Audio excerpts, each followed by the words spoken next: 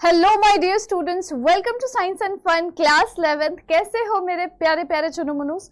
तो बिल्कुल ही फ्रेश आप लोग बोर्ड एग्जाम देकर आए हो एंड आप सभी लोगों का बहुत ज्यादा वेलकम है बेटा अगले क्लास में, अगले बैच में। अब आप लोग सीनियर बच्चे हो चुके हो and now I welcome you all in science and fun channel. और अब आप लोग पढ़ोगे 11th की बायोलॉजी। तो 11th की बायोलॉजी में सबसे पहला जो चैप्टर है आप लोगों का सिलेबस में वो है the living world chapter. The living world जो कि सबसे इजीएस्ट, सिंपलेस्ट और स्मॉलेस्ट चैप्टर है आपके 11th एंड 12th दोनों के सिलेबस को मिलाकर। So this chapter is going to take less time then the other chapters. हो सकता है 1 घंटे से कम के टाइम में ही हम पूरा का पूरा वन शॉट आज कंप्लीट कर लें। आपको हर एक टॉपिक, हर एक चीज का बहुत ही डिटेल एक्सप्लेनेशन दिया जाएगा और आप लोगों का इसी लेक्चर के अंदर, इसी एक वन शॉट के अंदर पूरा का पूरा चैप्टर कवर होने वाला है। और ये chapter it is all about living organisms, जो भी पुराने से लेकर अभी तक के लिविंग ऑर्गेनिजम्स को समझने का जो सिस्टम डेवलप किया गया। अब आप किसी भी तरह के ऑर्गेनिज्म को जब आप देखते हो तो आपको कैसे समझ में आता है कि ये ह्यूमंस हैं, ये एलिफेंट है, हॉर्स है, डॉग है, मैंगो ट्री है, बनियन ट्री है, एक छोटी सी फिश है, गोल्डन फिश है। whatever you are observing, whatever living organism you're observing, how do you know that that organism's name is this thing? वो चीज के बारे में हम इस चैप्टर में पढ़ेंगे कि शुरुआत कैसे हुई लिविंग ऑर्गेनिजम्स को समझने की, लिविंग ऑर्गेनिजम्स को अलग अलग कैटेगरी में प्लेस करने की शुरुआत कैसे हुई। अब सिंस आप लोग क्लास 10th में, क्लास 9th में इस तरह के चैप्टर्स नहीं पढ़े हो, बहुत सारी चीजें आप लोगों को अलग लगेगी, नई लगेगी। हो सकता है आपको लगे कि अरे यार ये कहाँ आ गए। 11th तो बिल्कुल ही डिफरेंट है from your 9th and 10th, यानी कि मतलब बहुत बार आपको ऐसा भी लगेगा कि ये तो बायोलॉजी ही नहीं है, मतलब ये कुछ अलग ही सब्जेक्ट है, ऐसा कुछ तो पहले पढ़ा ही नहीं। But just have patience and trust me, धीरे धीरे आपको सारी चीजें समझ में आने लगेंगी। मेरे पेड बैच में भी स्टूडेंट्स को थोड़ी सी दिक्कत हुई थी शुरुआत में, लेकिन बाद में उनको सब समझ में आने लगा। जो so just trust me and keep watching the lecture और एंड तक देखना, उसके बाद धीरे धीरे आपको सब कुछ समझ में आने लग जाएगा। सो लेट्स गेट स्टार्टेड बच्चों। सबसे पहले जो हम पढ़ेंगे वो है इंट्रोडक्शन। अब देखो हमारे सिलेबस में जो सबसे पहला टॉपिक है ना, हमारे इंट्रोडक्शन वाले हमारे सिलेबस में जो सबसे पहला टॉपिक है वो है बायोडाइवर्सिटी। कि बायोडाइवर्सिटी क्या होता है, क्या होता है बायोडाइवर्सिटी। हमारे प्लैनेट अर्थ में there are large variety of organisms. हमारे प्लैनेट अर्थ में बच्चों there are large variety of organisms in our planet earth।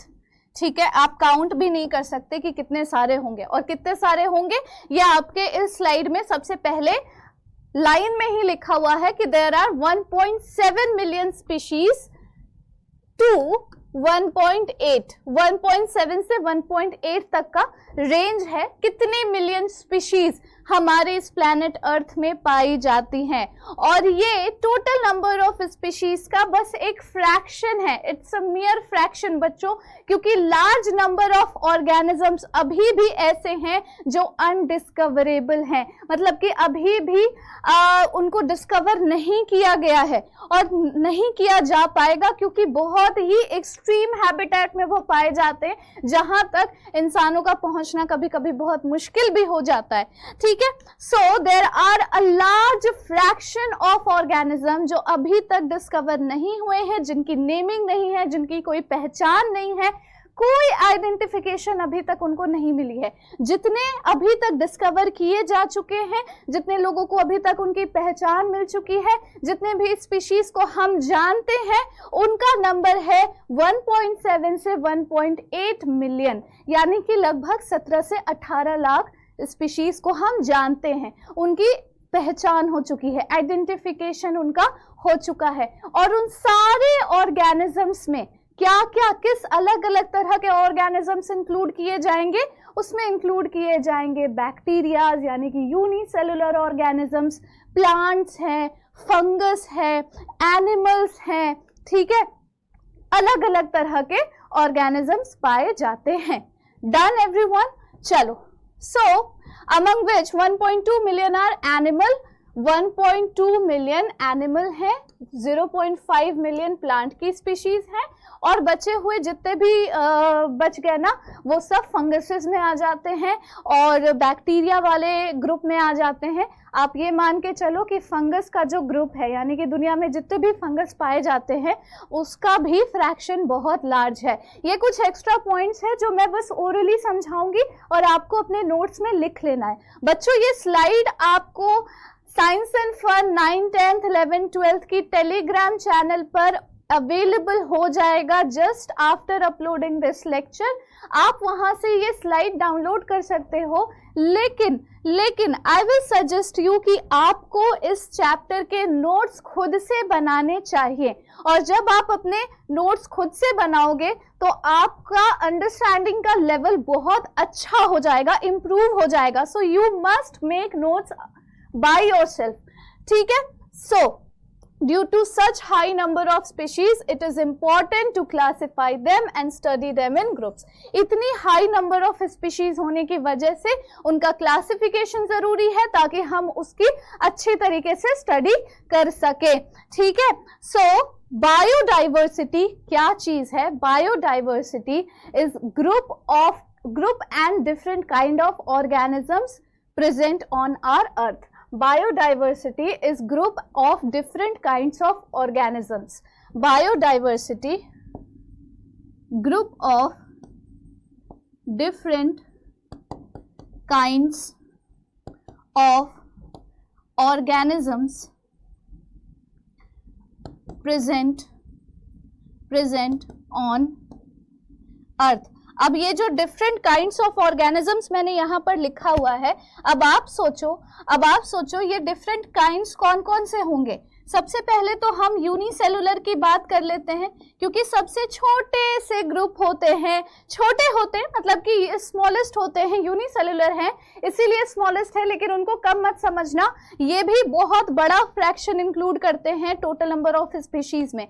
और यूनिसेलुलर में बच्चों बैक्टीरिया वाला ग्रुप भी आ जाएगा जो कि प्रोकैरियोट्स वाले होते हैं, और यू बैक्टीरिया वाला भी ग्रुप आ जाएगा जो कि प्रोटिस्टा होते हैं, जिसमें अमीबा, पैरामीशियम ये सब आ जाता है। दे आर ऑल्सो यूनिसेलुलर, लेकिन वो क्या है? यू बैक्टीरिया है। आपको यूकैरियोट है। आपको प्रोकैरियोट और यूकैरियोट के बीच का डिफरेंस तो पता ही होगा, मैं ये एज्यूम करके चल रही हूँ। Now you are in class 11, 9th class के बच्चों को प्रोकैरियोट्स और यूकैरियोट्स का डिफरेंस पता होता है। प्रोकैरियोट्स यानी कि ऐसा सेल, ऐसा सिंगल सेल ऑर्गेनिज्म जिसके सेल के अंदर एक कंप्लीट न्यूक्लियस नहीं होती, a well defined nucleus absent होता है। Instead of nucleus and genetic material, उनमें फ्रीली फ्लोटिंग डीएनए सेगमेंट पाया जाता है, ठीक है? डीएनए सेगमेंट भी नहीं, क्रोमोसोम, फ्रीली फ्लोटिंग क्रोमोसोम्स पाए जाते हैं। और यूकैरियोट्स वो होते हैं जिनका, अगर वो सिंगल सेल भी है या मल्टी सेलुलर भी है, चाहे वो जैसा भी है, अगर सिंगल सेल है तो उसके सेल के अंदर एक वेल डिफाइंड न्यूक्लियस पाया जाएगा, जिस न्यूक्लियस में न्यूक्लियर मेम्ब्रेन होगी, जिस न्यूक्लियस के अंदर न्यूक्लियोलस होगा, न्यूक्लियोप्लाज्म होगा, और अच्छे तरीके से क्रोमेटिन फाइबर्स उसमें कंडेंस्ड होके प्रेजेंट होंगे, डीएनए होगा, ठीक है? वो होता है यूकैरियोटिक सेल। प्रोकैरियोट का मैंने बता दिया। तो प्रोकैरियोट और यूकैरियोट में जो यूनिसेलुलर है उन दोनों को मैंने एक में कर दिया है। इसके बाद डिफरेंट काइंड्स में आ जाता है फंजाई, उसके बाद डिफरेंट काइंड्स में आ जाता है प्लांट्स, फिर आ जाता है हाईएस्ट ग्रुप ऑफ ऑर्गेनिज्म जिसको हम एनिमल्स बोलते हैं। प्लांट्स भी अपनी कैटेगरी में हाईएस्ट है, प्लांट्स भी अपने कैटेगरी में हाईएस्ट है, लेकिन फंगस जो होगा वो एनिमल और प्लांट दोनों से थोड़ा सा लोअर कैटेगरी में आ जाता है। ठीक है, चलो ये हो गया, ये समझ गए कि बायोडाइवर्सिटी क्या चीज है, समझ में आ गया। चलो, इन ऑर्गेनिजम्स का ना अपना अलग अलग डिस्टिंक्ट जियोग्राफिकल लोकेशन होता है बच्चों। These organisms inhabit different geological location. लिखो कहीं पर, एक सेकेंड,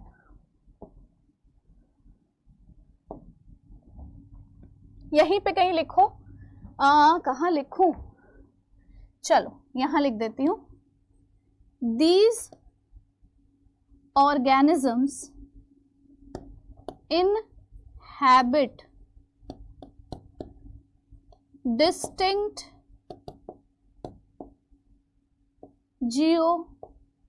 geographical locations। अब जैसे कि मछलियां हैं, मछलियां तो सिर्फ पानी में पाई जाती है ना बच्चों, है ना, चाहे वो पानी आपके घर में क्यों ना हो, एक्वेरियम के फॉर्म में, या फिर आपके गांव में हो पॉन्ड के फॉर्म में, या रिवर्स में हो, या सीजन ओशन में हो, पाई तो वो जाएंगे पानी में, उनका लोकेशन फिक्स्ड है। अब उसी तरह से अलग अलग तरह के जो ऑर्गेनिजम्स होते हैं, इतने सारे स्पीशीज जो हैं ऑर्गेनिजम्स के, 17 से 18 लाख स्पीशीज, इन सब का अपना अलग अलग डिस्टिंक्ट और स्पेसिफिक लोकेशन होगा जहां पर वो पाए जाएंगे। अभी जो मैंने बोला कि एक लार्ज फ्रैक्शन है ऑर्गेनिज्म का जो अभी भी डिस्कवर नहीं हो पाया है, उनका इतना ज्यादा अलग तरह का लोकेशन है जहां पर वो पाए जाते हैं कि वहां तक ह्यूमन बींग्स का पहुंचना बहुत मुश्किल हो जाता है। अब जैसे कि डेंस एवरग्रीन फॉरेस्ट, अगर अमेज़न फॉरेस्ट में चले जाओ, बिल्कुल सेंटर ऑफ अमेज़न फॉरेस्ट में, जहां तक पहुंचना बहुत मुश्किल हो जाता है, जहां पर एक्सप्लोरेशन करना बहुत मुश्किल हो जाता है, तो वहां पर अगर मान लो इमेजिन करो कि कोई पहुंच भी गया है, उसे बहुत सारे ऐसे ऑर्गेनिजम्स दिखेंगे, ऐसी स्पीशीज दिखेगी जिसके बारे में दुनिया को पता ही नहीं है, जो अभी तक डिस्कवर ही नहीं हो पाया। यानी कि हम जितना ज्यादा मुश्किल से मुश्किल लोकेशन को एक्सप्लोर करेंगे, उतना ज्यादा हमें नया नया स्पीशीज देखने को मिलेगा, हम उसकी डिस्कवरी कर सकते हैं। बट सिंस कभी कभी कुछ जगह ऐसी होती है जहां पर ह्यूमंस का रीच कर पाना थोड़ा मुश्किल होता है, इस वजह से वहां पाए जाने वाले स्पीशीज हमेशा अनडिस्कवर्ड रह जाते हैं। ठीक है, ये बहुत इंपॉर्टेंट पॉइंट है about biodiversity, that these organisms inhabit मतलब कि उनका हैबिटेट कहां पर वो पाए जाते हैं, डिस्टिंक्ट जियोग्राफिकल लोकेशंस। ये सारी चीजें आपको क्लियर हो गई। अब देखो क्यों क्लासिफिकेशन जरूरी है। ग्रुपिंग या categorising organism on the basis of their similarities and dissimilarities for the convenience of study, उसी को क्लासिफिकेशन कहते हैं। यहां पर नहीं समझ में आया क्या है क्लासिफिकेशन, आगे हम और भी ज्यादा डिटेल में पढ़ने वाले हैं। यहां पर मैंने ये वाला इसलिए ऐड कर दिया ताकि आपको समझ में आए कि इतनी सारी जो स्पीशीज है ना, कैसे पता चलेगा कि ये कौन सी कैटेगरी को बिलोंग करती है। अभी आपको पता है कि प्लांट अलग है, फंगस अलग है, एनिमल्स अलग है, बैक्टीरियाज अलग है, क्योंकि आपको पता है कि बैक्टीरियाज एक जैसे दिखने वाले होते हैं। प्लांट्स वो होते हैं जिनमें क्लोरोफिल पिगमेंट पाया जाता है, जिसमें लीव्स पाए जाते हैं, रूट्स पाए जाते हैं, स्टेम्स पाए जाते हैं। एनिमल्स वो होते हैं जिसमें ज्यादातर 2 पैर, 2 हाथ या फिर 4 पैरों वाले ऑर्गेनिज्म, जिनकी पूंछ भी कभी कभी होती है, 2 आंख, 1 नाक, 1 मुंह, 2 कान, इस तरह का दिखने वाला जो ऑर्गेनिज्म होगा वो एनिमल्स में आएगा। ये आपको पता है, you already have this knowledge, right. तो क्लासिफिकेशन इसीलिए जरूरी होता है किसी भी ऑर्गेनिज्म का, ताकि हम उसको अलग अलग कैटेगरी में प्लेस कर सके कि वो बैक्टीरियाज में आता है या प्लांट में आता है या एनिमल में आता है या फंगस में आता है, बेस्ड ऑन डिफरेंट फीचर्स। कौन कौन से फीचर्स, चाहे वो मॉर्फोलॉजिकल फीचर हो। मॉर्फोलॉजिकल फीचर का मतलब होता है कि किसी के एक्सटर्नल फीचर को देखकर समझ में आ जाए कि ये प्लांट हो सकता है या एनिमल हो सकता है या फंगस हो सकता है या बैक्टीरिया हो सकता है। ठीक है, फिर एनाटॉमिकल फीचर। एनाटॉमी मतलब होता है कि आप उस ऑर्गेनिज्म के बॉडी को कट करके अंदर के स्ट्रक्चर्स देखो। वैसे तो पॉसिबल नहीं है कि आप कोई भी ऑर्गेनिज्म को ऐसा कट करोगे। मतलब anatomy is the study of internal structure of an organism, right. चलो आगे अब हम लोग चलते हैं। टेक्सोनमी क्या होता है? टेक्सोनमी अभी मैं बहुत ही क्रिस्प सारी चीजें क्रिस्प करके लेकर चल रही हूँ। अभी हम सब कुछ डिटेल में पढ़ेंगे बच्चों, सब कुछ डिटेल में पढ़ेंगे। ये बस एक छोटा सा ब्रीफ आइडिया है। टेक्सोनमी जो एपीडी कैंटोल ने इस टर्म को दिया था, वो स्टडी है जिसमें आइडेंटिफिकेशन, नॉमेनक्लेचर और क्लासिफिकेशन होता है। ठीक है, ये सारी चीजें इंक्लूडेड होती है। आइडेंटिफिकेशन मतलब कि किसी को अपनी पहचान देना, नॉमेनक्लेचर यानी कि नामकरण करना। ठीक है, नामकरण जैसे आप पैदा हुए, इस दुनिया में आए, आप तो इस दुनिया के लिए एक नया इंसान थे, है ना, तो आपका नाम दिया गया ताकि आपको दुनिया उसी नाम से पहचाने, तो वो क्या हुआ, नॉमेनक्लेचर किया गया। तो हम ऑर्गेनिजम्स का भी नॉमेनक्लेचर करते हैं। ठीक है, फिर क्लासिफिकेशन क्यों जरूरी है तो आपको पता ही है। अभी हम लोग और डिटेल में पढ़ेंगे कि क्यों क्लासिफिकेशन जरूरी है, जो कि आपके सिलेबस का सेकेंड टॉपिक है, need for classification. Now according to some scientist, taxonomy और सिस्टमैटिक्स आपस में सिनोनिम होते हैं, सिनोनिमस होते हैं। सिनोनिमस टर्म मतलब होता है कि जिसका मीनिंग लगभग एक जैसा हो। मेरे पेड बैच वाले स्टूडेंट अगर यहाँ पर ये लेक्चर देख रहे हैं तो उनको समझ में आएगा कि मैं क्या कहना चाह रही हूँ। कि बहुत सारे साइंटिस्ट ये मानते हैं कि टेक्सोनमी का मतलब सिस्टमैटिक्स ही होता है, सिस्टमैटिक्स का मतलब टेक्सोनॉमी ही होती है, क्योंकि बहुत माइनर सा डिफरेंस है इन दोनों के बीच में। दोनों ही एक ही सारी चीजों को डील कर रहे होते हैं, बट हल्का सा डिफरेंस है जो मैं आगे चलकर अभी आपको बताऊंगी। थोड़ा सा पेशेंस रखो। अकॉर्डिंग टू अदर्स, सिस्टमैटिक्स जो है वो ज्यादा वाइडर टर्म है। क्यों? क्योंकि टेक्सोनमी में हम एक पर्टिकुलर ऑर्गेनिज्म का पूरा हायरार्की, पूरा क्लासिफिकेशन पढ़ रहे होते हैं, लेकिन सिस्टमैटिक्स में हम सब कुछ पढ़ रहे होते हैं। अभी आगे सब समझ में आएगा, just have little bit of patience बच्चों। सिस्टमैटिक्स इंक्लूड करती है टेक्सोनमी को भी और फाइलोजेनी को भी। What do you mean by phylogeny? Phylogeny का मतलब होता है इवोल्यूशनरी ट्रेंड और रिलेशनशिप। आप लोगों ने इवोल्यूशन से रिलेटेड कोई चैप्टर नहीं पढ़ा होगा, मैं ये अज्यूम करके चल रही हूँ। बहुत पहले सीबीएसई के सिलेबस में इवोल्यूशन का चैप्टर हुआ करता था हेरिडिटी के साथ, लेकिन 10th में फिर हेरिडिटी ही रह गई, इवोल्यूशन वाला टॉपिक को कट कर दिया गया, जिसके वजह से अब बच्चे इवोल्यूशन के बारे में ज्यादा कुछ जानते ही नहीं है। इवोल्यूशन मतलब होता है कि बहुत साल पहले, बहुत साल तो छोड़ो, जब इस प्लैनेट अर्थ की जब शुरुआत हुई थी ना, जब प्लैनेट अर्थ में ऑर्गेनिजम्स की शुरुआत हुई थी, तो वो किस तरह के ऑर्गेनिजम्स होते थे, और फिर धीरे धीरे बढ़ते समय के साथ उनके अंदर क्या क्या चेंजेस आए, जो वो उस चेंज के बाद अलग स्पीशीज बन गए, उस चेंज के बाद अलग स्पीशीज बन गए। ठीक है, जैसे कि हम इंसान हैं, तो आपको इतना बस पता होगा कि इंसान पहले बंदर हुआ करते थे, जबकि इतना ये तो बहुत रीसेंट का आप बता रहे हो। बिल्कुल शुरुआत में, जब दुनिया की शुरुआत हुई, जब दुनिया में ऑर्गेनिजम्स की शुरुआत हुई, लिविंग ऑर्गेनिजम्स की शुरुआत हुई, उस टाइम पर हम भी एक मछली ही हुआ करते थे, क्योंकि हर जगह पानी ही पानी था। ठीक है, लेकिन धीरे धीरे वो सारे ऑर्गेनिजम्स जो पानी में पाए जाते थे, धीरे धीरे जैसे जैसे टाइम बीतता चला गया, पानी की क्वांटिटी थोड़ी कम हुई और लैंड का डेवलपमेंट होना शुरू हुआ, तो कुछ ऑर्गेनिजम्स पानी को छोड़कर, वाटर को छोड़कर लैंड के टूवर्ड्स मूव करने लग गए, और धीरे धीरे उनके अंदर बहुत सारा चेंजेस आया बाय मीन्स ऑफ अडेप्टेशन। क्योंकि जब आप भी सोचो, आप एक जगह से दूसरी जगह जाते हो, वो जगह बिल्कुल नहीं होती है आपके लिए, आप धीरे धीरे उस जगह पे अडेप्ट करने लगते हो। उसी तरह से ऑर्गेनिजम्स ने वाटर को छोड़कर जब लैंड के टूवर्ड्स मूव किया, उनके अंदर भी बहुत सारे अडेप्टेशंस आए, बहुत सारे चेंजेस आए, जिसके वजह से वो अलग ही स्पीशीज बन गए। और धीरे धीरे बहुत ज्यादा साल बीतने के बाद फिर वो बंदर बने, और फिर बंदरों में बहुत सारे चेंजेस आए, अडेप्टेशंस आए, और फाइनली फाइनली वो इंसान बने। तो ये होता है इवोल्यूशन। अब जब भी हम कभी भी किसी नए ऑर्गेनिज्म के बारे में पढ़ेंगे, किसी भी नए ऑर्गेनिज्म को देखेंगे और उसकी डिस्कवरी करेंगे, तो हम सबसे पहले क्या पढ़ेंगे कि मतलब हम सबसे पहले क्या ऑब्जर्व करने की कोशिश करेंगे कि वो किससे मिलता जुलता प्राणी है, किससे मिलता जुलता स्पीशीज है। क्या वो प्लांट के जैसा दिखता है, क्या उसके leaves, branches, tree, stem, roots ये सब है, या फिर वो एनिमल के जैसा दिखने वाला है या फंगस के जैसा दिखने वाला है।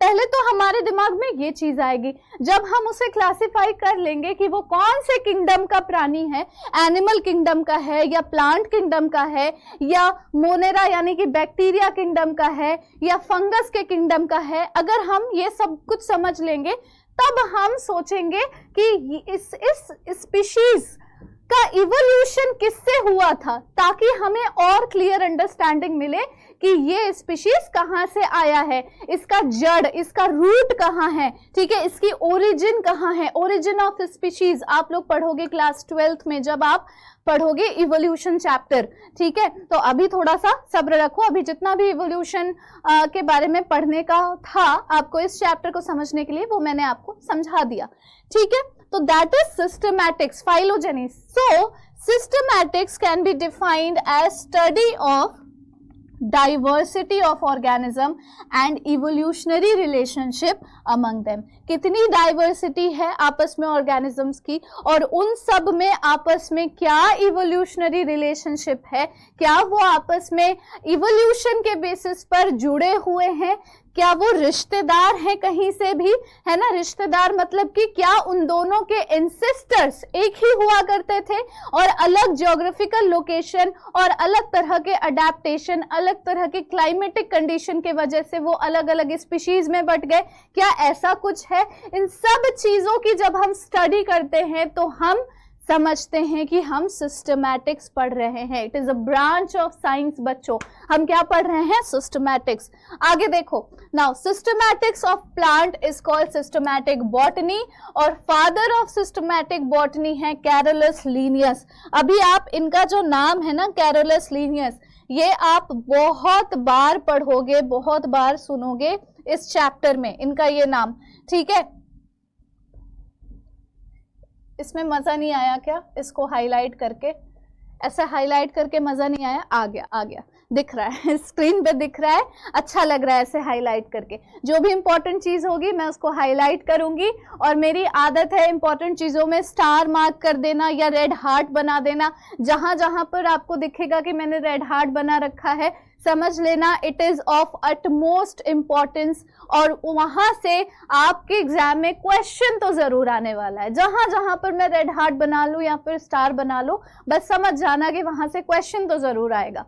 चलो फिर क्लासिकल सिस्टमैटिक्स क्या होता है। जितने भी आर्टिफिशियल और नेचुरल सिस्टम होते हैं क्लासिफिकेशन के, वो इस ग्रुप में बिलोंग करते हैं। ये उतना जरूरी नहीं है आपको पढ़ना, मैं बस ऐसे रीडिंग लगा देती हूँ और थोड़ा सा समझा देती हूँ, but this is not included in your syllabus. According to this concept, species is considered to be static, constant, fixed, immutable entity. Classical systematics basically होता क्या है कि हम किसी को morphological basis पर, anatomical basis पर जब हम classify कर देते हैं कि वो दिखने में ऐसा है तो जरूर वो इस किंगडम को बिलोंग करता होगा। तो इस प्रोसेस को, इस सिस्टम ऑफ क्लासिफिकेशन को हम कहेंगे classical systematics. Only morphological characters are taken into account called as taxonomy, ठीक है। अरे ये क्या हो गया, ठीक है, ये समझ में आया, नहीं भी समझ में आया कोई दिक्कत नहीं है, बस इसको ऐसे ही नोट कर लो। आगे देखो क्लासिफिकेशन और उसकी नीड। क्लासिफिकेशन क्या है और उसकी नीड, उसकी जरूरत क्यों पड़ी हम लोगों को और क्यों पड़ती है यूजुअली। क्लासिफिकेशन क्या है बेटा, it is a systematic arrangement. Classification क्या है, एक सिस्टमैटिक अरेंजमेंट है ऑर्गेनिजम्स का अलग अलग ग्रुप्स में बेसिस ऑफ देयर एफिनिटीज और रिलेशनशिप। क्लासिफिकेशन क्या है कि जब हम ऑर्गेनिजम्स को अलग अलग ग्रुप में, अलग अलग कैटेगरी में बांट देते हैं, किसके बेसिस पर, कि उनकी एफिनिटी क्या है। एफिनिटी क्या चीजें वो पसंद करते हैं, कैसे जगहों पर रहना पसंद करते हैं, क्या उनका फूड हैबिट है, क्या वो खाना पसंद करते हैं, सेम चीज हो गया, ठीक है। कहाँ पर वो रहते हैं, हैबिटेट उनका क्या है, और दिखने में कैसे हैं, उनके जैसा दिखने में दूसरा कौन सा ऑर्गेनिज्म है, ये सब आ जाता है एफिनिटीज में। रिलेशनशिप यानी कि दूसरे ऑर्गेनिज्म से किस तरह से वो रिलेटेड हैं, ठीक है, समझ में आया। अब जैसे कि आप गोरिल्ला देखोगे, एप देखोगे, मंकी देखोगे, चिंपैंजी देखोगे, इन सब में आपको डिफरेंस तो नजर आएगा, लेकिन आप ये जरूर कह सकते हो कि ये सब काफी ज्यादा रिलेटेड हैं आपस में। ये सब लगेगा जैसे कि चचेरे मौसेरे भाई बहन हो, ऐसा देखने में लगेगा, है ना। गोरिल्ला देख लो, चिंपैंजी देख लो, एप देख लो, बंदर देख लो, ये सब आपको एक जैसे लगेंगे देखने में, भले आपको साफ साफ दिख रहा है कि इनमें डिफरेंसेस हैं, इनमें अंतर है आपस में, लेकिन सब ऐसे लगेंगे जैसे मानो कि ये सब चचेरे मौसेरे भाई बहन है। तो इस तरह का अगर कोई नया जानवर आपने देख लिया, इस तरह इन चारों पांचों से भी मिलता जुलता अगर आपने कोई नई स्पीशीज डिस्कवर कर ली, तो आपके दिमाग में सबसे पहले आएगा, अरे ये तो बंदर जैसा दिखता है, ये बंदर की फैमिली का है क्या, ये बंदर से रिलेटेड है क्या। अगर ये बंदर से रिलेटेड हुआ तो इसका मतलब हम इसको एनिमल के क्लासिफिकेशन में रख सकते हैं, एनिमल की कैटेगरी में हम रख सकते हैं, या फिर एनिमल से नीचे वाला जो कैटेगरी होता है वो होता है फाइलम। आगे चल के हम लोग ये भी पढ़ेंगे, तो हम इसको फाइलम कॉर्डेटा में रख सकते हैं, क्योंकि बंदर और एप और गोरिल्ला ये सब भी कॉर्डेटा में ही आते हैं, ठीक है। तो ये सारी चीजें आपके दिमाग में आएगी। क्लासिफिकेशन इसी को कहते हैं जब हम किसी भी ऑर्गेनिज्म को कन्वीनियंट कैटेगरी में प्लेस करते हैं, अलग अलग कैटेगरी में प्लेस करते हैं। अब नीड क्या है बेटा जी, नीड क्या है, ये बहुत ज्यादा इंपॉर्टेंट है कि क्यों हमें करना है क्लासिफिकेशन, क्यों करना है क्लासिफिकेशन।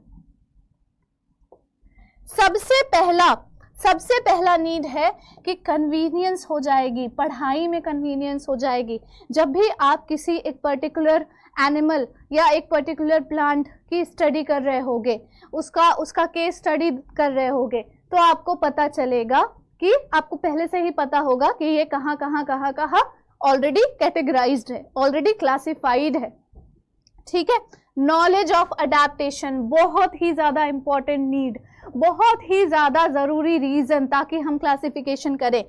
नॉलेज ऑफ अडेप्टेशन, इस तरह के जानवर या इस तरह का प्लांट ऐसे जगहों में अडेप्ट कर पाता है खुद को, या ऐसे जगहों में नहीं अडेप्ट कर पाता है खुद को। जैसे डेजर्ट में पाए जाने वाले प्लांट्स हो गए, कैक्टस हो गया, क्या डेजर्ट में कैक्टस और इनसे रिलेटेड प्लांट्स के अलावा आप किसी भी प्लांट को ग्रो कर सकते हो? तुलसी का पौधा आप डेजर्टेड एरिया में प्लांट कर सकते हो? नहीं कर सकते हो, क्योंकि वो उसकी अडेप्टेशन ही नहीं है। तुलसी के पौधे को ग्रो कराने के लिए आपको proper amount of sunlight, moisture देना पड़ेगा, पानी देना पड़ेगा, थोड़ा बहुत खाद भी देना पड़ेगा, एक अच्छा टेम्परेट क्लाइमेट उसको चाहिए ग्रो करने के लिए। यही मैं कह रही हूं कि किसी भी ऑर्गेनिज्म की क्लासिफिकेशन इसलिए जरूरी होती है ताकि हम उसके अडेप्टेशन के नॉलेज को समझ सकें। फिर आ जाता है knowledge of sequence of evolution, कि ये पर्टिकुलर स्पीशी, ये पर्टिकुलर एनिमल या प्लांट या जो भी ऑर्गेनिज्म आपको दिख गया है, वो कौन से पुराने ऑर्गेनिज्म से रिलेटेड है, कौन सा ऐसा ऑर्गेनिज्म था जो धीरे धीरे इवॉल्व होते इस ऑर्गेनिज्म पे आकर रुक गया है, ये वाली स्पीशीज बनकर रुक गया है। तो इससे हमें क्या पता चलेगा क्लासिफिकेशन करके कि इसका इवोल्यूशन कहाँ से हुआ, ठीक है। नॉलेज ऑफ फाइलोजेनेटिक रिलेशनशिप, वही चीज है, ठीक है, दोनों बहुत ही ज्यादा सिमिलर है। फाइलोजेनेटिक रिलेशनशिप यानी कि इवोल्यूशनरी रिलेशनशिप, उसका क्या इवोल्यूशन, किस तरह से वो रिलेट करता है दूसरे ऑर्गेनिज्म के साथ, किस तरह से दूसरे ऑर्गेनिज्म के साथ वो रिलेट करता है, इसके बारे में। फिर है discovery of new organism. Classification इसलिए भी बहुत जरूरी है ताकि हम नए ऑर्गेनिज्म को डिस्कवर कर सकें। मान लो आपने कोई ऐसा ऑर्गेनिज्म देख लिया जो आपने पहले कभी नहीं देखा था, बट ऑलरेडी साइंटिस्ट उनको जानते हैं, ऑलरेडी साइंटिस्ट ने उसका नॉमेनक्लेचर कर लिया, उसकी पहचान है। आपको लगेगा कि अरे ये तो मैंने नया ऑर्गेनिज्म डिस्कवर कर लिया, लेकिन सच बात तो ये नहीं है। तो जब आप उसकी क्लासिफिकेशन करना शुरू करोगे तब आपको पता चलेगा, आपने गूगल किया या कुछ किया, तब आपको पता चला अच्छा इसका तो ऑलरेडी नाम रखा जा चुका है। समझ में आया? ऑलरेडी इसका नाम रखा जा चुका है। तो आपने डिस्कवरी की या नहीं की, ये तो तभी पता चलेगा जब आप क्लासिफिकेशन उसका करोगे, जब आप उसको अलग अलग कैटेगरीज में बांटोगे।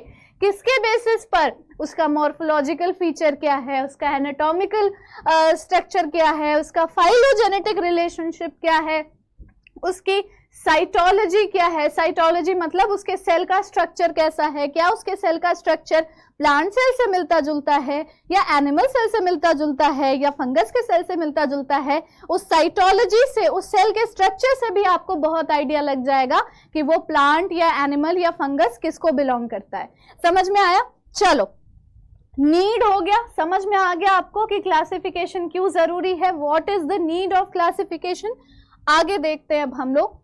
Now, the modern system of classification began in 1758 जब कैरोलस लीनियस, एक स्वीडिश बॉटनिस्ट ने पब्लिश किया था अपने बुक का 10th एडिशन, जिसका नाम था सिस्टमा नेचुरी। मैं बता नहीं सकती कि ये कितना ज्यादा इंपॉर्टेंट है बच्चों। देख लो, अब ध्यान से देख लो सारे बच्चे। यहाँ पर मैंने बोला था कैरोलस लीनियस का नाम बहुत बार आपको इस चैप्टर में सुनने को मिलेगा।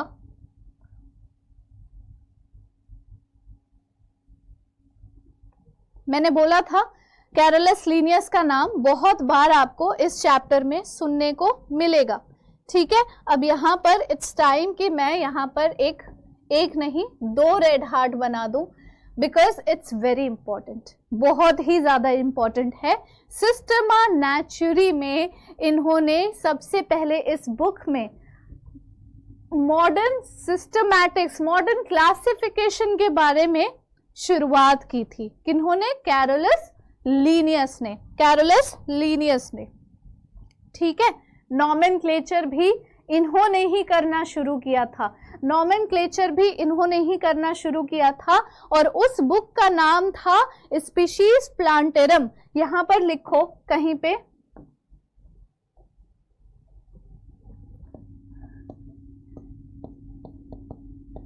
Species plantarum, a book by Carolus Linnaeus, जिसमें प्लांट की नॉमेनक्लेचर उन्होंने कर रखी है। ये बुक है स्पीशीज प्लांटेरम, जिसमें प्लांट की नॉमेनक्लेचर उन्होंने कर रखी है। क्यों प्लांट की ही की? क्योंकि वो बॉटनिस्ट थे। ठीक है, क्योंकि वो बॉटनिस्ट थे। नाउ नॉमेनक्लेचर क्या है? नॉमेनक्लेचर ध्यान से देखो, it is a science of providing distinct and proper names. Nomenclature मैंने आपको बोला कि क्या है ये? नॉमेनक्लेचर मतलब कि नामकरण, नाम रखना, नेम्स टू ऑर्गेनिज्म, ताकि so that they can easily be recognised. अब आप बताओ जैसे मैं हूं, मेरा नाम है सोनम मोहिनी, तो मेरा नाम सेम नाम हो सकता है किसी और का हो, वैसे है नहीं, मुझे पता है सोनम मोहिनी नाम का कोई दूसरा बंदा नहीं है इस दुनिया में, क्योंकि वो थोड़ा यूनिक नाम हो जाता है ना। सिर्फ सोनम होता या सिर्फ मोहिनी होता तो समझ में आता है, ये कॉम्बिनेशन वाला कोई नहीं है, मैंने चेक कर लिया सोशल मीडिया पर। एनीवेज, सो जैसे मेरा नाम है तो हो सकता है, पॉसिबल है कि कोई दूसरा भी मेरा नाम रख ले। लेकिन जब आप अपना आधार कार्ड बनाते हो, जब आप अपना पैन कार्ड बनाते हो, तो वो क्या है? वो आपका यूआईडी है। यूआईडी यानी कि यूनिक आइडेंटिफिकेशन। जब आप अपना आधार कार्ड बनवाने गए होगे तो आपको याद होगा, आप तो थोड़े छोटे होगे, आपको याद होगा आपका आई का स्कैन लिया गया था। ठीक है, आपके फिंगरप्रिंट्स लिए गए थे, और ये सारी इंफॉर्मेशन हर इंसान की अपनी अपनी यूनिक होती है। आपके आई के स्कैन जैसा जो भी इंफॉर्मेशन आपके आई स्कैन में है, वो किसी दूसरे इंसान की नहीं हो सकती। फिंगरप्रिंट एक इंसान का यूनिक होता है, दूसरे इंसान का सेम फिंगरप्रिंट नहीं हो सकता। तो ये सारी चीजें एक क्यूआर कोड में छुपी हुई है, जो कि आपके आधार कार्ड में दिया हुआ है। ठीक है, तो वो आप आधार कार्ड जो है वो आपका यूनिक आइडेंटिफिकेशन कार्ड है, यूनिक आइडेंटिटी कार्ड है, उससे आप जाने जाते हो that there is no other person than you in this world. There is no other person other than you in this world. आपके जैसा same to same eye scan वाला, सेम फिंगरप्रिंट वाला इस दुनिया में दूसरा कोई इंसान नहीं है, इसीलिए वो आपका एक यूनिक आइडेंटिटी कार्ड है। उसी तरह से साइंटिस्ट अलग अलग ऑर्गेनिजम्स का, सारे ही ऑर्गेनिजम्स का एक यूनिक नाम रखते हैं, जो नाम दूसरे किसी भी स्पीशीज का नहीं हो सकता, ताकि उनको एक आइडेंटिटी मिले, उनको एक रिकॉग्निशन मिले, वो रिकॉग्नाइज किए जा सके इस पूरे दुनिया में कि अगर मैंगो की बात हम कर रहे हैं तो मैंगीफेरा इंडिका है उसका साइंटिफिक नेम, और ये नाम दूसरे किसी भी स्पीशीज का नहीं हो सकता other than mango. In this whole world, पूरी दुनिया में मैंगीफेरा इंडिका नाम दूसरे किसी स्पीशीज का नहीं हो सकता मैंगो के अलावा। This is the purpose of doing nomenclature. ये क्या है? पर्पस है नॉमेनक्लेचर करने का। एंड डिफरेंशिएटेड फ्रॉम अदर्स, अलग, दूसरों से अलग स्टैंड करना ही इसका पर्पस है नॉमेनक्लेचर का। It is done by using rules and recommendations of the code prescribed by different scientific bodies as mention below. अलग अलग इंटरनेशनल बोर्ड्स हैं अलग अलग तरह के ऑर्गेनिज्म की नॉमेनक्लेचर करने के लिए। कुछ नाम है ICBN, जिसका मतलब है international code of botanical nomenclature. कई जगहों पर international code for botanical nomenclature भी दिया हुआ है।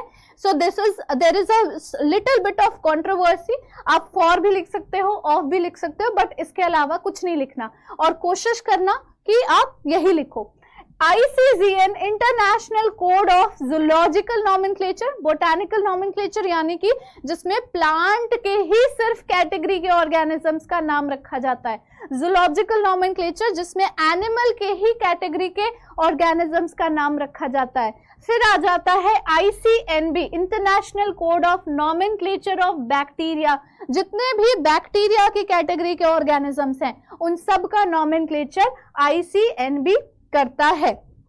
फिर आ जाता है ICNCP international code of nomenclature for cultivated plants, international code of nomenclature for cultivated plant, जितने भी कल्टीवेटेड प्लांट्स की कैटेगरी है।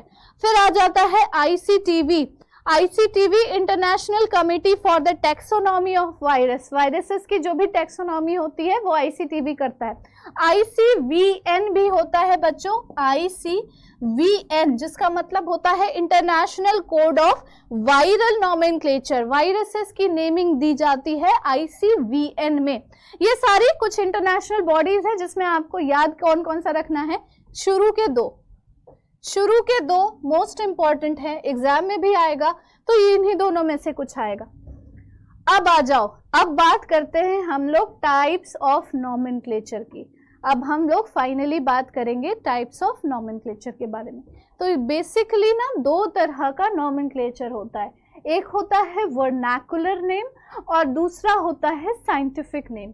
वर्नाकुलर नेम का मतलब होता है लोकल नेम, इसका मतलब होता है लोकल नेम्स, ठीक है।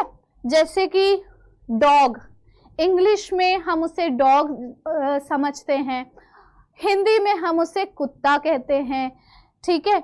संस्कृत में हम उसे पता नहीं क्या कहते हैं, भूल गई मैं, किसी एक लैंग्वेज में तो उसको कुकुर भी कहते हैं, ठीक है। और भी बहुत सारे लैंग्वेजेस हैं, मराठी, बंगाली, पंजाबी, गुजराती, अलग अलग लैंग्वेजेस में उसे अलग अलग नाम से जाना जाता है।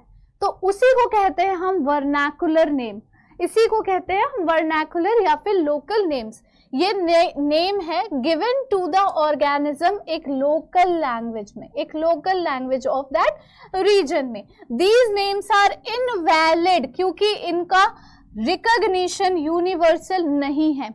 एक बच्चे का क्वेश्चन आया था मेरे पास, पेड बैच के बच्चे का, कि मैम डॉग को तो पूरी दुनिया में डॉग ही मानते हैं, तो फिर वो वर्नाकुलर नेम कैसे हो गया, मतलब इंग्लिश जो है वो वर्नाकुलर नेम कैसे हो गया, वो तो साइंटिफिक नेम होना चाहिए। डॉग को तो हर जगह समझ में आ जाता है, हर एक जगह पे समझ में आ जाता है। तो फिर इसका आंसर क्या होगा बच्चों कि कुछ रीजन्स ऐसे, देखो इंग्लिश क्या है, इंग्लिश अब एक यूनिवर्सली एक्सेप्टेड लैंग्वेज हो गई है। दैट डजंट मीन कि वो लैंग्वेज साइंटिफिकली अप्रूव्ड है, वो लैंग्वेज साइंटिफिकली अप्रूव्ड नहीं है, ठीक है। जस्ट बिकॉज कि इंग्लिश को most parts of the world में समझा जाता है, इसका मतलब ये नहीं है कि उस इंग्लिश लैंग्वेज में हम साइंटिफिक नेम दे सकते हैं, ठीक है। क्यों नहीं दे सकते, इसका भी रीजन है। बहुत सारे रीजन्स अभी भी ऐसे हैं, जैसे कि आप रूरल एरियाज देख लो, गांव के लोगों को नहीं पता इंग्लिश क्या होती है। हम लोगों को पता है क्योंकि हम लोग थोड़े पढ़े लिखे हैं और यूनिवर्सली एक्सेप्टेड लैंग्वेज है, तो ज्यादातर काम हमारा इंग्लिश में ही होना है। फिर आप कुछ कंट्रीज देख लो, जैसे कि मिडिल ईस्ट है, मिडिल ईस्ट में बहुत सारी ऐसे जगह है जहां पर उनका अपना लोकल लैंग्वेज चलता है, इंग्लिश में वो बात ही नहीं करते, इंग्लिश से उनको कोई मतलब ही नहीं है। कोरिया देख लो, उनको ज्यादातर इंग्लिश से मतलब ही नहीं है, वो कोरियन में ही बात करेंगे, ठीक है। मतलब मैं उनकी बात कर रही हूँ जो बहुत ज्यादा एजुकेटेड नहीं होते। अफ्रीका की कुछ कंट्रीज ऐसी हैं जिनमें जहां पर अभी तक एजुकेशन पहुंचा भी नहीं है, ठीक है, तो उन लोगों को इंग्लिश का कोई आइडिया नहीं है कि डॉग क्या होता है, क्या पता डॉग उनके लैंग्वेज में कुछ और ही होता हो, ठीक है। तो it is not considered as scientific language, it is just a local language, या लोकल नहीं भी है तो हम उसको वर्नाकुलर लैंग्वेज ही बोलेंगे, ठीक। चलो फिर साइंटिफिक नेम्स आ जाता है। Scientific name given to the organism by biologist, जितने भी साइंटिस्ट होते हैं, जितने भी बायोलॉजिस्ट होते हैं, वो ऑर्गेनिजम्स का नाम रखते हैं बाय दोज बोर्ड्स, जो अभी कमिटीज और बोर्ड्स के बारे में आपने पढ़ा, इंटरनेशनल बोर्ड्स के बारे में, कि एक सेकेंड, कि ICBN या ICGN वाले जो बोर्ड के मेंबर्स होते हैं, बायोलॉजिस्ट होते हैं, जूलॉजिस्ट होते हैं, बॉटनिस्ट होते हैं, उनके ऊपर डिपेंड करता है कि what name they are giving to that particular organism. So based on agreed principles and criteria for their acceptability all over the world. अब ये क्या एक क्राइटेरिया है, क्या रूल्स है, ये अभी हम लोग अगले स्लाइड में पढ़ेंगे। मतलब उनको भी नाम रखने के लिए बहुत सारा रूल रेगुलेशन फॉलो करना पड़ता है, बहुत सारे क्राइटेरिया फॉलो करने पड़ते हैं, एंड देन उनको वेट करना पड़ता है पूरे कमेटी का कि वो उसको एक्सेप्ट करे, तब जाकर फाइनली उस पर्टिकुलर ऑर्गेनिज्म का नाम रखा जाता है, तब उसका जो नॉमेनक्लेचर हुआ, साइंटिफिक नेमिंग उसको दी गई, वो यूनिवर्सली एक्सेप्टेड होगा। क्या क्या रूल्स होते हैं बच्चों, अब हम पढ़ेंगे। सबसे पहले बाइनोमियल नॉमेनक्लेचर, जो सबसे ज्यादा एक्सेप्टेबल है, मतलब कि ट्राइनोमियल नॉमेनक्लेचर भी होता है, पॉलिनोमियल नॉमेनक्लेचर भी होता है। बाइनोमियल नॉमेनक्लेचर का मतलब हो गया ऐसा साइंटिफिक नेम जो दो वर्ड कंसिस्ट करेगा। ट्राइनोमियल नॉमेनक्लेचर हो गया ऐसा नाम जो तीन वर्ड कंसिस्ट करेगा। जैसे आपका नाम है, यूजुअली दो नाम कंसिस्ट करता है, जैसे मेरा नाम है सोनम मोहिनी, मान लो मैं सोनम शर्मा या सोनम वर्मा होती, या मोहिनी श्रीवास्तव होती, ठीक है, तो मेरा यूजुअली दो ही नाम होता। या मैं ट्राइनोमियल भी रख सकती थी, मैं रख सकती थी सोनम मोहिनी वर्मा, ठीक है, ऐसा मैं रख सकती थी, ट्राइनोमियल हो जाता वो, बट यूजुअली लोग बाइनोमियल रखते हैं, फर्स्ट नेम और सेकेंड नेम। तो साइंटिफिक नेमिंग भी अलग अलग नॉर्म्स पर चल सकती है, बाइनोमियल भी होता है, ट्राइनोमियल भी होता है, पॉलिनोमियल भी होता है। पॉलिनोमियल जिसमें दो से ज्यादा बहुत सारे वर्ड्स होते हैं। ऐसा नाम सोचो ऐसा नाम जिसके 4-5 शब्द हैं, 4-5 वर्ड कंसिस्ट कर रहा है वो नाम। भाई ये वो वाला मीम देखा है बहुत, साउथ इंडियन वाला जो वो है, कौन सा अय्यर वेंकटेश्वर, ये वो करते करते करते पता नहीं कितने सारे अपने एंसेस्टर्स के नाम अपने नाम के आगे जोड़ लेता है, तो वो वैसा वाला सिचुएशन हो जाता। पता चला हम पढ़ ही नहीं पा रहे हैं, किसी भी ऑर्गेनिज्म का साइंटिफिक नेम याद ही नहीं हो पा रहा है। तो इसी वजह से, इसी प्रॉब्लम को हैंडल करते हुए अब क्या हुआ है कि बाइनोमियल नॉमेनक्लेचर, यानी कि ऐसा नाम जो सिर्फ दो वर्ड कंसिस्ट करेगा, ये यूनिवर्सली एक्सेप्टेड हो गया है। सबसे ज्यादा कॉमन और सबसे ज्यादा एक्सेप्टेबल जो नॉमेनक्लेचर है, जो सिस्टम है नेमिंग का, वो है बाइनोमियल नॉमेनक्लेचर। तो according to this system, name of any organism consist of 2 parts. एक सेकेंड, कंसिस्ट ऑफ 2 पार्ट्स, या फिर एपिथेट्स, 2 पार्ट, उसको हम एपिथेट भी बोल सकते हैं। पहला पार्ट होता है जेनेरिक एपिथेट, जेनेरिक एपिथेट, और दूसरा पार्ट होता है स्पेसिफिक एपिथेट। अब इसका मतलब क्या हुआ बच्चों? इसका मतलब ये हुआ कि जो बोटैनिकल नेम है मान लो मैंगो का, वो है मैंगीफेरा इंडिका, जिसमें पहला जो शब्द है, पहला शब्द है मैंगीफेरा, ये रिप्रेजेंट करेगा कि उसका क्या जीनस है, कौन से जीनस को वो बिलोंग करता है। और जो दूसरा वर्ड है यानी कि इंडिका, ये रिप्रेजेंट करता है उसकी स्पीशीज। और मैंने आपको बताया था कि स्पीशीज कभी भी 2 ऑर्गेनिज्म की एक स्पीशीज नहीं हो सकती। अगर वो स्पीशीज का नाम रखा चुका है तो यानी कि पूरी दुनिया में मैंगो को हम मैंगीफेरा इंडिका ही बोलेंगे। अगर मैंगो की वैरायटी अलग भी हो रही है, मैंगो की वैरायटी अलग अलग हो रही है, यानी कि मैंगो की बहुत सारी स्पीशीज है, तो मैंगीफेरा तो उसका वही जीनस रहेगा, पर स्पीशीज का नाम अलग हो जाएगा। एक ही स्पीशीज की 2 वैरायटी नहीं हो सकती, एक ही स्पीशीज की 2 वैरायटी नहीं हो सकती। ठीक है, ये समझ में आया? चलो, यहां पर एल लिखकर डॉट लिख दिया गया है, जिसका मतलब होता है कि उस साइंटिस्ट का नाम जिसने इसको नाम दिया।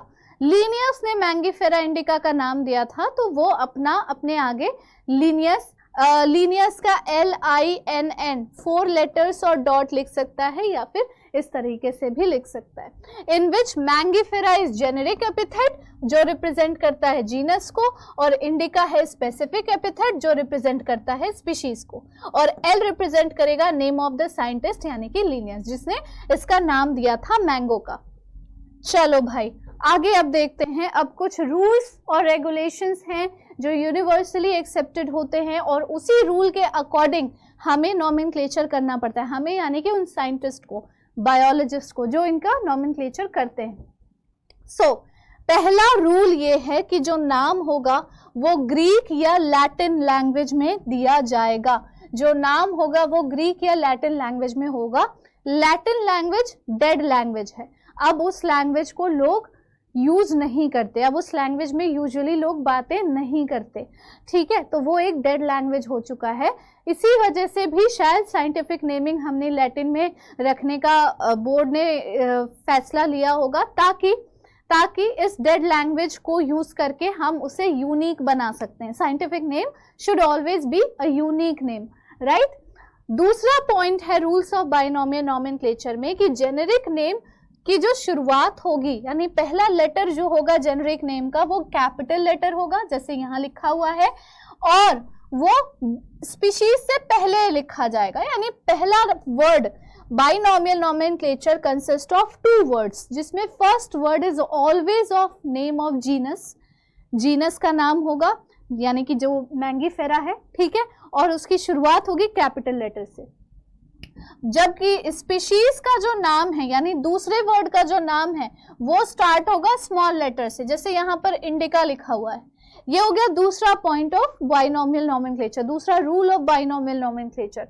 तीसरा रूल ये है कि जो साइंटिफिक नेम्स होते हैं ना, वो या तो आप अंडरलाइन कर दो या तो आइटैलिसाइज्ड कर दो। अंडरलाइन तब करोगे जब आप उसे हैंड रिटन लिखोगे, जब आप उसे अपने हाथों से लिख रहे हो। कोई भी साइंटिफिक नेम अगर आप अपने हाथों से लिख रहे हो तो आप उसके नाम को सेपरेटली अंडरलाइन करोगे। जैसे मैं यहाँ पर मैंगीफेरा, मैंगो का नाम साइंटिफिक नेम लिख रही हूँ, तो मैं हाथ से अगर लिख रही हूं तो दोनों शब्द को सेपरेटली अंडरलाइन करूंगी, एक साथ ऐसा मिला नहीं दूंगी। ठीक है, मैंगीफेरा जिसमें M कैपिटल है, इंडिका जिसमें I स्मॉल लेटर है। This is the way of writing any scientific name. और अगर हम टाइप कर रहे हैं, अगर हम किसी भी साइंटिफिक नेम को टाइप कर रहे हैं तो उसे आइटैलिक्स में टाइप करेंगे। जब आप टाइप करते हो तो ऐसा तिरछा आई दिया हुआ होता है ऊपर फॉन्ट के पास, वही है फॉर्मेट इसको टाइप करने का, आइटैलिसाइज्ड कर दिया हमने। ठीक है, जिस तरह से यहाँ पर लिखा हुआ है, देखो ये तो नहीं हो पाया, ये वाला ये आइटैलिसाइज्ड कर दिया गया है। ठीक है, चलो भाई ये हो गया।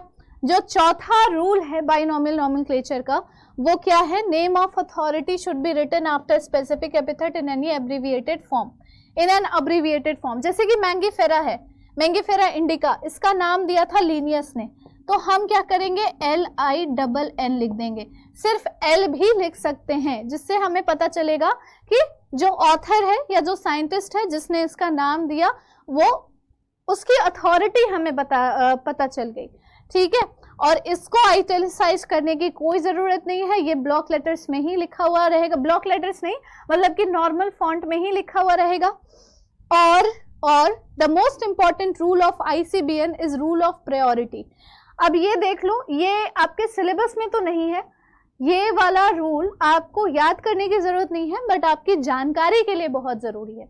सो इन केस अगर 2 या 2 से ज्यादा नाम दिए गए हैं, तो जो सबसे पहला, सबसे ओल्डेस्ट नाम है ना, the name given first is recognised as valid name and all other names are called synonyms, whereas names with same generic and specific names are called tautonyms।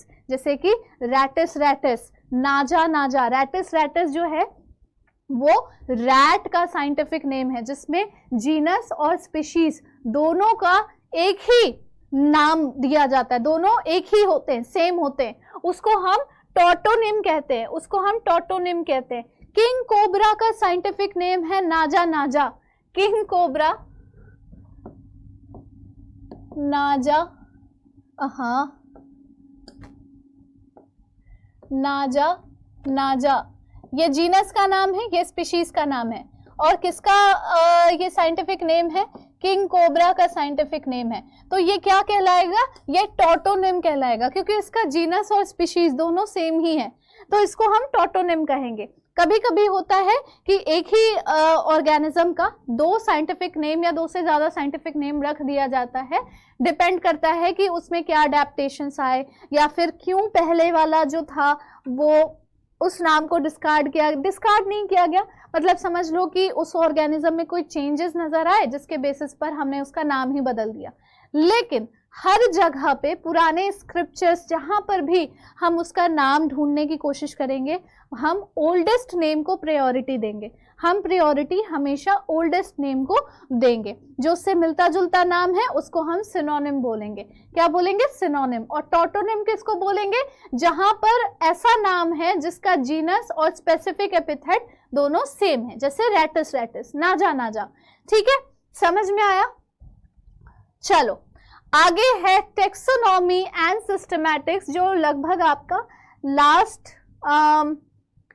Topic होगा, टैक्सोनॉमी और सिस्टमैटिक्स। क्या होता है taxonomy, एक branch है biology का जो deal करता है किसी भी ऑर्गेनिज्म के आइडेंटिफिकेशन यानी कि उसकी पहचान के लिए, नॉमेनक्लेचर यानी उसकी नेमिंग के लिए, और क्लासिफिकेशन यानी कि उसकी कैटेगराइजेशन के लिए। ठीक है, जो टैक्सोनॉमी टर्म था, अब यहां पर बहुत इंपॉर्टेंट चीज आ चुकी है। टैक्सोनॉमी टर्म किसने दिया था बच्चों, APD कैंडोल ने दिया था। क्या ये दिख रहा है आपको, हाँ दिख रहा है। APD कैंडोल ने सबसे पहले टर्म टैक्सोनॉमी दी थी। लेकिन किसी को टर्म देना, किसी ब्रांच ऑफ साइंस या बायोलॉजी को एक टर्म देना और उसका डिस्कवरी करना, दोनों में अलग अंतर होता है। तो सबसे पहले टैक्सोनॉमी की शुरुआत कैरोलस लिनियस ने की थी, और उन्होंने टैक्सोनॉमी बहुत सारे ऑर्गेनिजम्स की भी, इसीलिए उनको हम फादर ऑफ टैक्सोनॉमी बोलते हैं, और उसके साथ साथ फादर ऑफ सिस्टमिक बॉटनी भी बोलते हैं, क्योंकि वो बॉटनिस्ट भी थे और उन्होंने बॉटनी में यानी कि प्लांट्स में भी बहुत सारी सिस्टमैटिक्स की, मतलब बहुत सारा सिस्टमैटिक स्टडी किया प्लांट्स के ऊपर। तो यहाँ पर बहुत सारे आपको दिख जाएंगे इंपॉर्टेंट टर्म्स, इसीलिए मैं इसको 3 हार्ट दूंगी, 3 रेड हार्ट दूंगी, वेरी वेरी वेरी इंपॉर्टेंट वाला। ठीक है, टैक्सोनॉमी समझ में आया। अब देखो सिस्टमैटिक्स क्या होता है।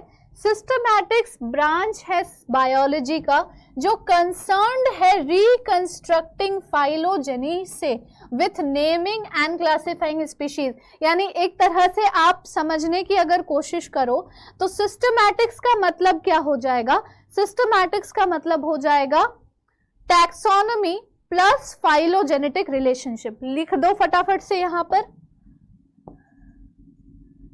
Systematics is equal to taxonomy plus phylogenetic relationship.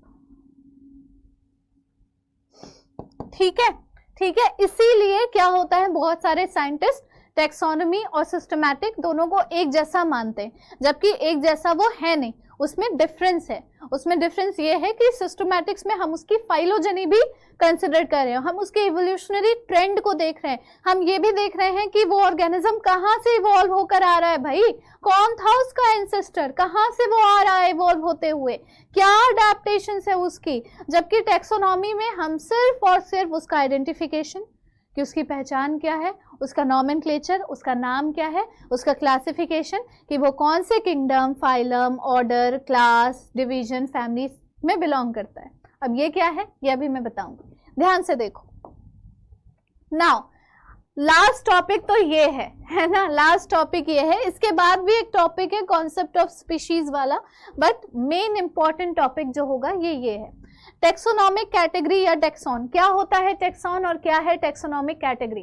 एक टेक्सॉन या taxonomic group of any rank. ठीक है, एक टेक्सॉन क्या है, एक टेक्सोनॉमिक ग्रुप का कोई भी रैंक है। चलो मैं आपको बताती हूँ टेक्सोनॉमिक हायरार्की के बारे में, इससे पहले कि आप रैंक वैंक समझने की कोशिश करो, मैं आपको समझाती हूँ टेक्सोनॉमिक हायरार्की के बारे में। रुको,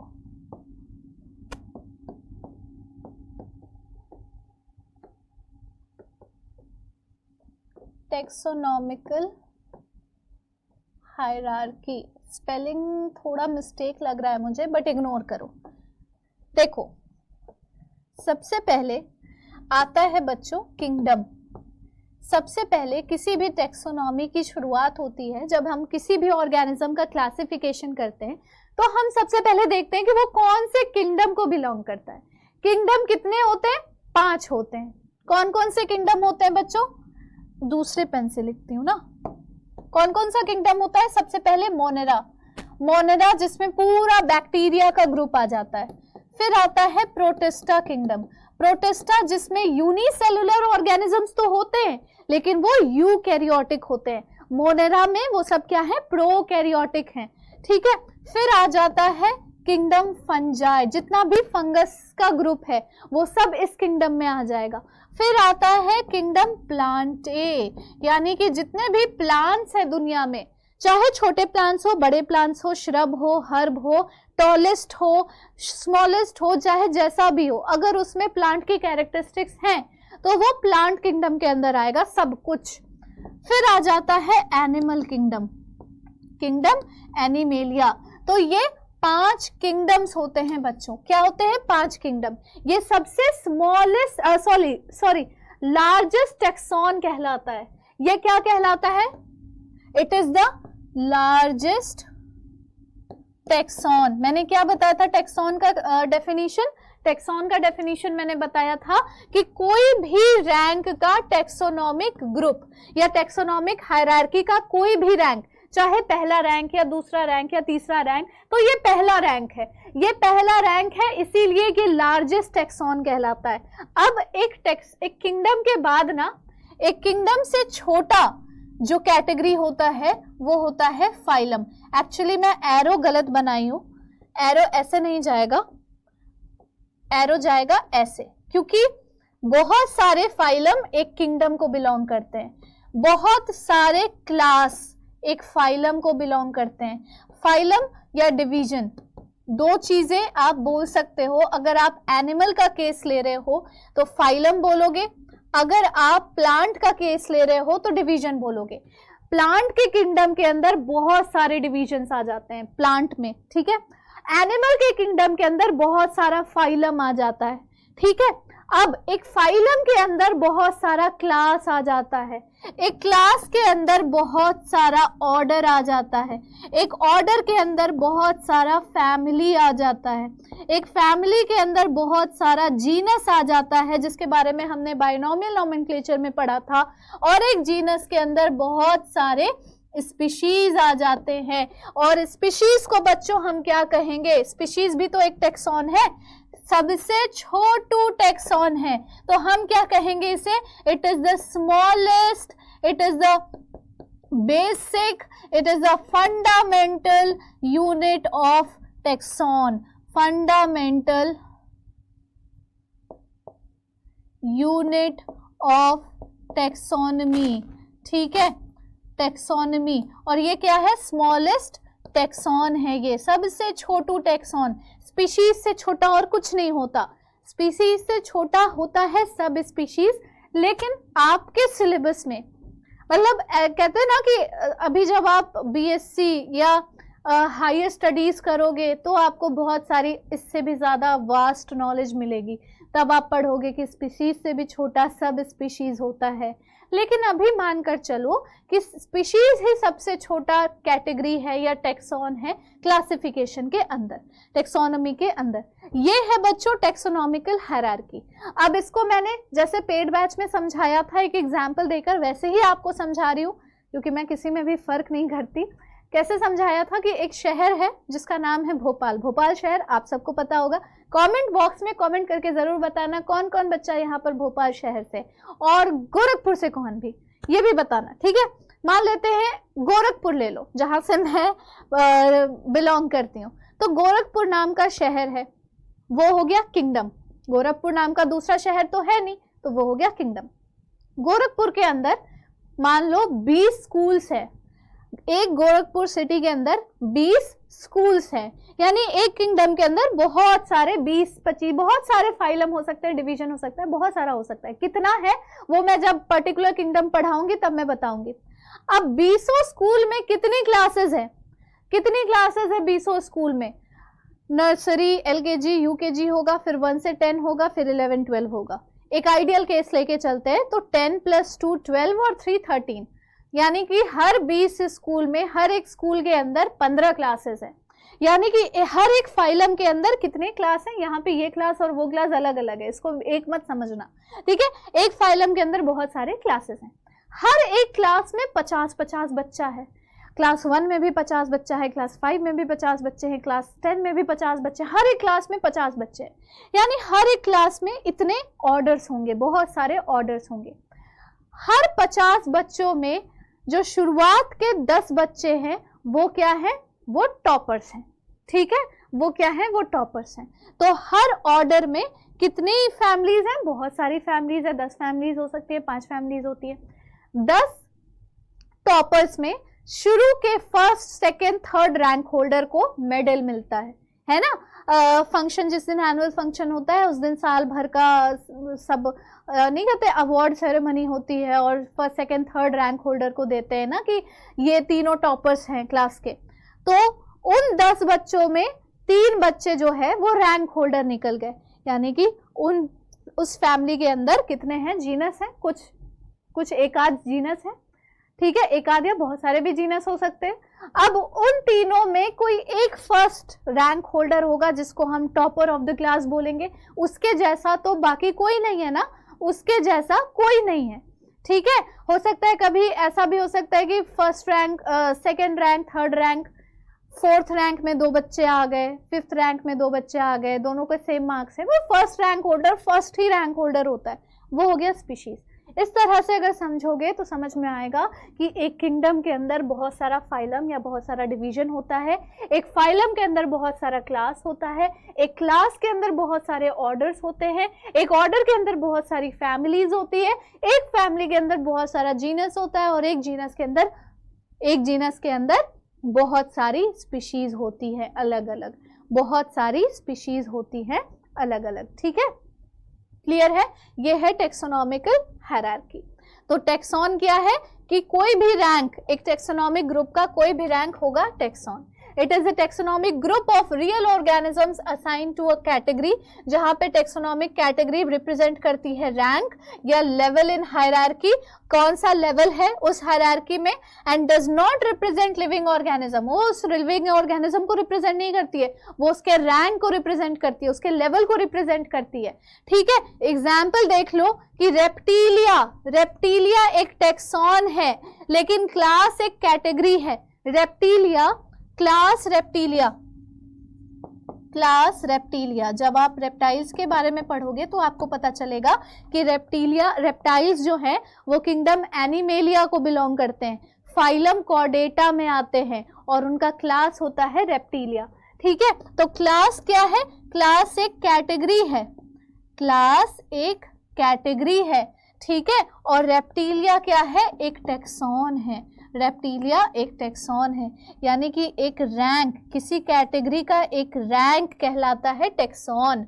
ठीक है, सिमिलरली पोएसी फैमिली को कहते हैं। प्लांट की बहुत सारी फैमिलीज होती है, Solanaceae, Leguminosae, Malvaceae, Rosaceae, Poaceae, ये सारी अलग अलग फैमिलीज होती हैं जिसमें अलग अलग तरह के प्लांट के ग्रुप्स इन्वॉल्व होते हैं। तो पोएसी एक टेक्सॉन हो गया। ठीक है, पोएसी क्या है? फैमिली का नाम है। अभी जो हमने पढ़ा फैमिली यहाँ पे, तो प्लांट की फैमिलीज का में से एक फैमिली का नाम है पोएसी। ठीक है, प्लांट की फैमिलीज में से एक फैमिली का नाम है पोएसी। तो फैमिली क्या है? फैमिली क्या है बच्चों? एक कैटेगरी हो गई, फैमिली एक कैटेगरी होगी, लेकिन पोएसी क्या है? एक टेक्सॉन है। पोएसी क्या है बच्चों? एक टेक्सॉन है। Family is a category, Poaceae is a tax on. ये डिफरेंस होता है कैटेगरी और टेक्सॉन में। टेक्सोनॉमिकल हायरार्की अभी हम ऑलरेडी पढ़ चुके हैं, फिर से थोड़ा सा इसका थ्योरेटिकल पार्ट देख लो। सिस्टम ऑफ अरेंजिंग ऑर्गेनिज्म एक डेफिनेट सीक्वेंस में of various taxonomic category arranged in a proper descending या ascending order.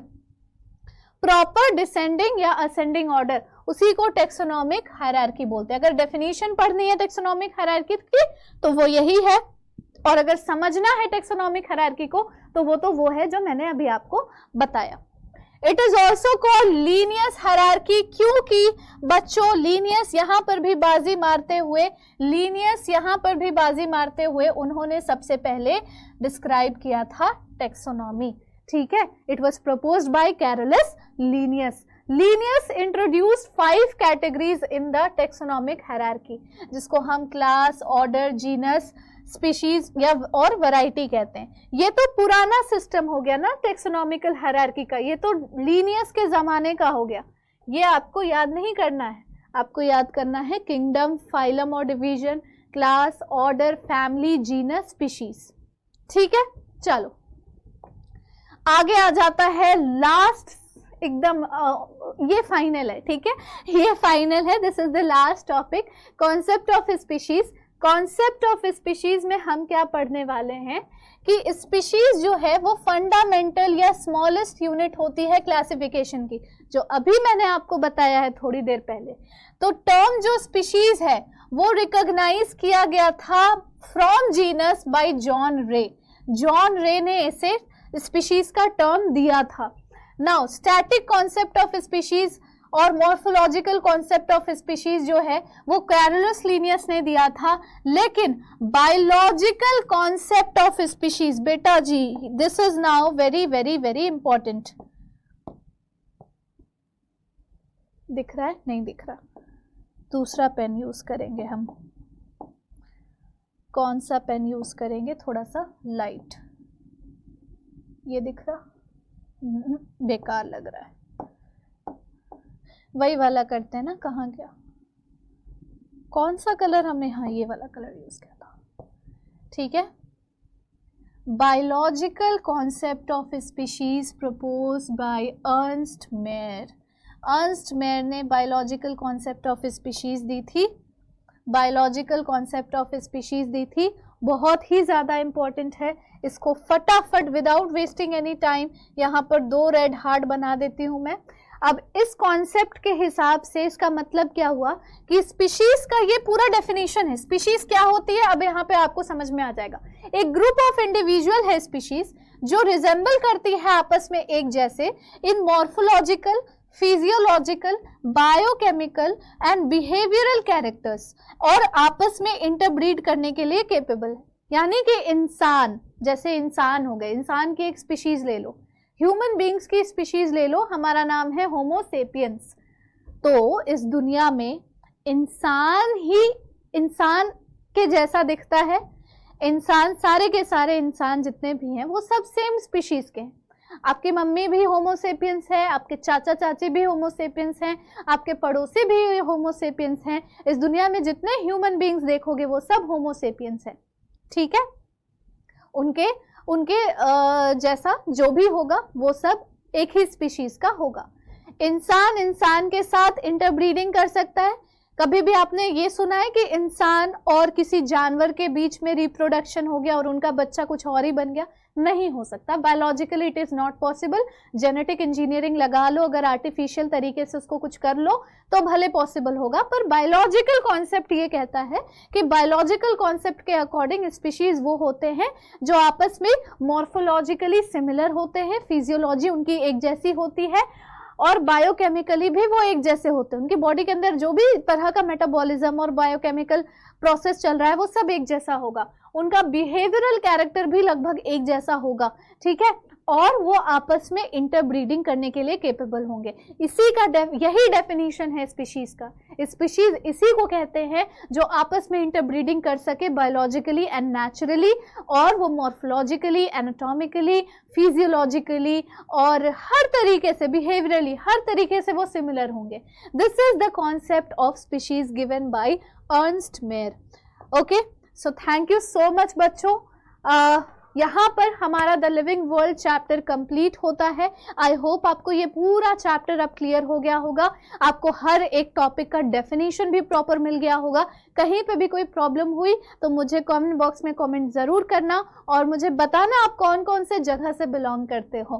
Thank you so much. अगर लेक्चर अच्छा लगा तो give a like and share कर दो अपने दोस्तों के साथ, और सब्सक्राइब कर लो अगर आप नए बच्चे हो तो, क्योंकि पूरा 11th और 12th का बायोलॉजी वन शॉट या फिर लेक्चर वाइज आपको चैप्टर इसी चैनल पर मिलने वाला है, वो भी रेगुलर बेसिस पे।